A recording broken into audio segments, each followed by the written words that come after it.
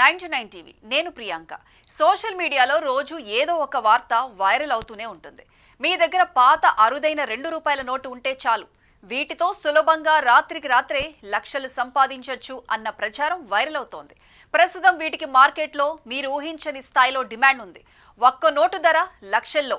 786 series అయితే ఇంకా ఖరీదు అంటూ పోస్టులు రాకెట్ వేగంతో చక్కర్లు కొడుతున్నాయి. ఇందులో నిజమెంత? ఆర్బీఐ ఏమంటోంది?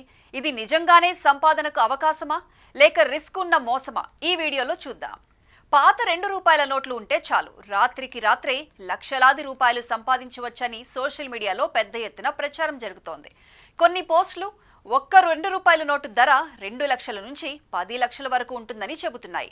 ప్రత్యేకంగా 786 సిరీస్ నెంబర్లు, పాత రిజర్వ్ బ్యాంక్ గవర్నర్ సంతకాల నోట్లు, మెరుగైన కండిషన్ ఉన్న నోట్లకు డిమాండ్ ఉందని చెబుతున్నారు.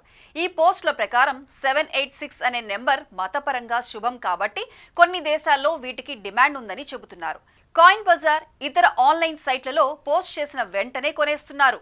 అంటే డిమాండ్ ఎంత ఉందో అర్థం చేసుకోవచ్చని సోషల్ మీడియా కథనం. మీ దగ్గర 5-6 పాత ₹2 నోట్లు 786 సిరీస్ క్లీన్ కండిషన్తో ఉంటే మొత్తంగా 30 లక్షల వరకు రావచ్చని అంచనా వేస్తూ పోస్టులు చేస్తున్నారు. స్మార్ట్గా ఇలా సంపాదించవచ్చు, పెట్టుబడి లేకుండా లాభాలు అంటూ వైరల్ చేస్తున్నారు.